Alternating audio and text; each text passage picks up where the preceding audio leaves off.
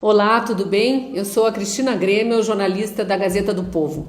Lembram da discussão sobre prisão após condenação em segunda instância? Lembram que o STF julgou por 6-5 que as regras deveriam mudar e presos condenados em segunda instância foram soltos, inclusive o ex-presidente Lula?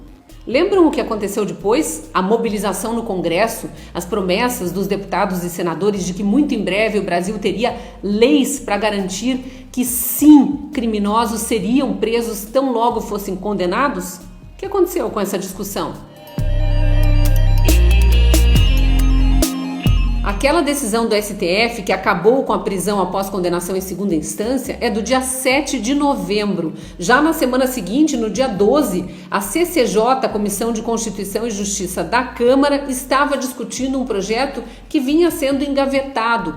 Na verdade, uma proposta de emenda constitucional que muda as regras e define que o famoso trânsito em julgado seria na segunda instância. Então, um preso condenado por um juiz que tivesse essa condenação confirmada por um colegiado de juízes, já teria o processo considerado com trânsito em julgado. Teria que ser preso, a partir dali ele poderia recorrer, mas apenas para mudar detalhes do processo e não mais a culpabilidade. Ele não poderia mais ser considerado inocente a partir daquele momento. O Senado também começou a discutir um projeto semelhante que não alterava a Constituição, mas o Código de Processo Penal, também definindo quando seria o trânsito em julgado e era na segunda instância. A sociedade pressionou pelas redes sociais, o eleitor cobrou, a imprensa fez levantamento de opinião dos deputados e senadores e naquela época, ali pela metade de novembro, a posição que a gente tinha, inclusive publicada aqui na Gazeta do Povo, era que 51 dos 81 senadores e 290 dos 513 deputados naquele momento já eram favoráveis à prisão de condenados em segunda instância. Então já havia maioria para a votação dos projetos. Só que os presidentes da Câmara e do Senado não colocaram os projetos em votação, vieram as festas de fim de ano, depois o recesso parlamentar. No início de fevereiro isso poderia ter sido colocado em pauta e não foi.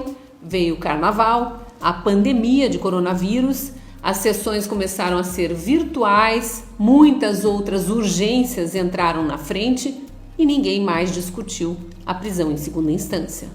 Nós não podemos esquecer, porque tem muito bandido condenado nas ruas, outros tantos sendo condenados por um juiz de primeiro grau, tendo a condenação confirmada por um colegiado de juízes de segundo grau e ainda assim seguindo em liberdade, porque 6 ministros do Supremo Tribunal Federal decidiram pensar mais na presunção de inocência de réus do que nas vítimas dos crimes que eles cometeram.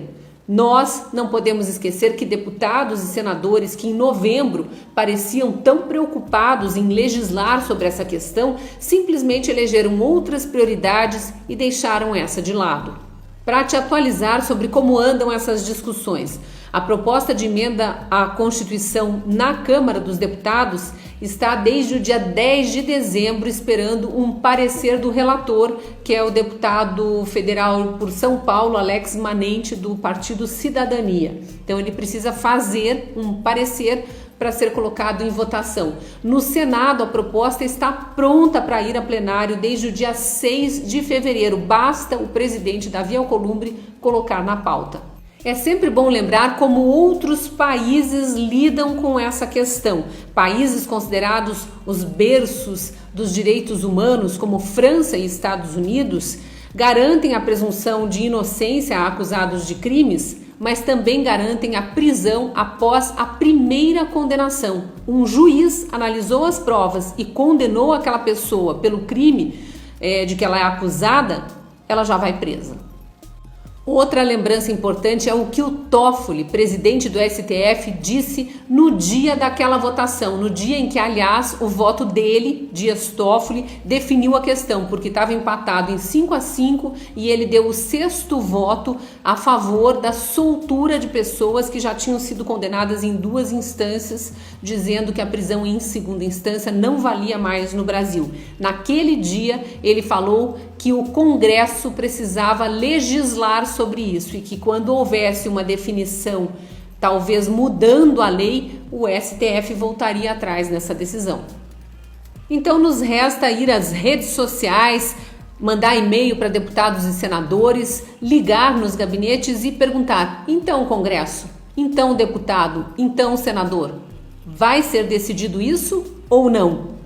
Para não dizer que a gente não pode fazer nada além de reclamar, tem enquetes abertas no site do Senado e no site da Câmara. A última vez que eu olhei lá no site do Senado, a prisão em segunda instância tinha 1.200 votos, sendo que 1.100 pessoas votaram pela prisão após condenação em segunda instância e apenas 70 pessoas eram contra. Deixe o seu voto lá no site do Senado. No site da Câmara a enquete é um pouquinho diferente, a gente diz se é totalmente a favor, totalmente contra, parcialmente a favor ou contra ou indeciso.